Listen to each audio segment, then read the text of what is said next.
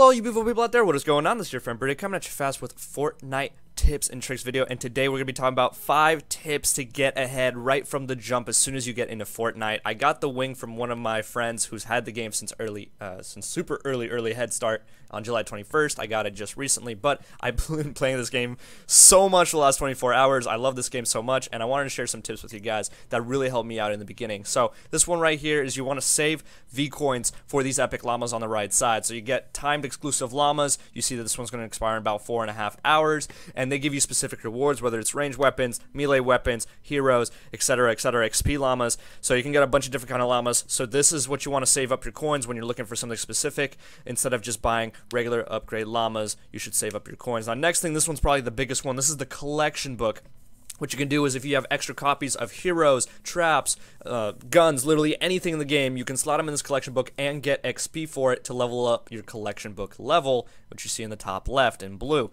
Now, when you level this up, at every level, you get a certain reward. Level 23 was a random reward. At level 26, you see I get some V coins over there. And along the way, you can also get a bunch of stuff like pure drops of rain, lightning in a bottle, other really rare crafting materials, and legendary jackpot llamas that have a high chance of getting you legendary stuff. So it's really good to use this collection book as soon as possible. Understand who you want to focus, what you want to play as, and discard anything else that you don't need into this collection book, and then it will give you a lot of XP and a lot of stuff to work with here. So I got to choose a rare ninja here. I'm about to unlock the ninja perk, but I've been focusing a lot on the soldiers, so great, I have a ninja now. And again, showing you that you can use whatever you want to put in this collection book. Now, for heroes and weapons, you can upgrade them, you can evolve them once you unlock the node in the skill trees.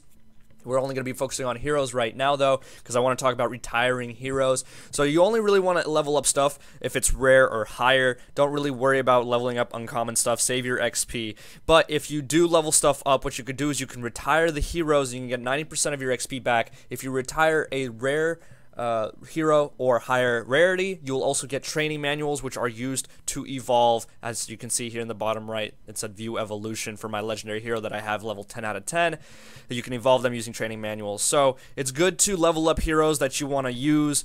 Maybe you want to try out different classes, so level them up, but then you can always retire them. But be careful. You want to note, be careful. When you retire heroes, you lose them. So make sure that you usually want to retire heroes when you go from rare to legendary or something like that, uncommon to rare.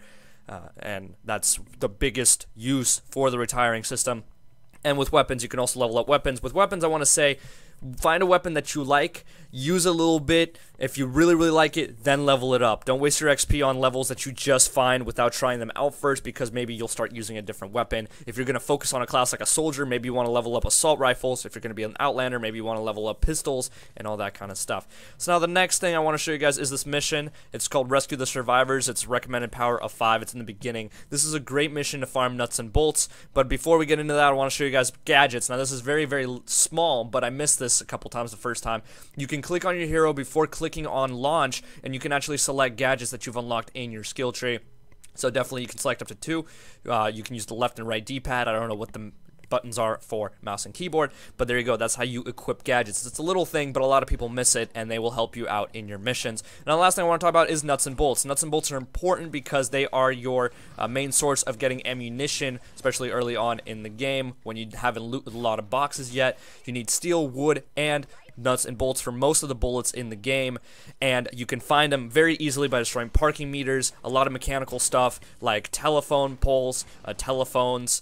You can destroy the generators that you find around corners, behind brick walls, and literally anything and everything at playgrounds. If you get to a playground, you hit the jackpot for nuts and bolts. Definitely go to the playground if you're trying to get nuts and bolts and destroy everything there. The seesaws, the swings, the little horses that you can ride on that nobody really liked as a kid, except the automated ones that you had to always nag your mom out for 25 cents to get on those. But yeah, anyway, nuts and bolts, you don't have to stick to cars, okay? So there you guys have it, 5 tips. Hopefully you guys enjoyed. If you did, drop a like, comment, subscribe, all that good stuff. As always, make sure you have a wonderful day. Peace.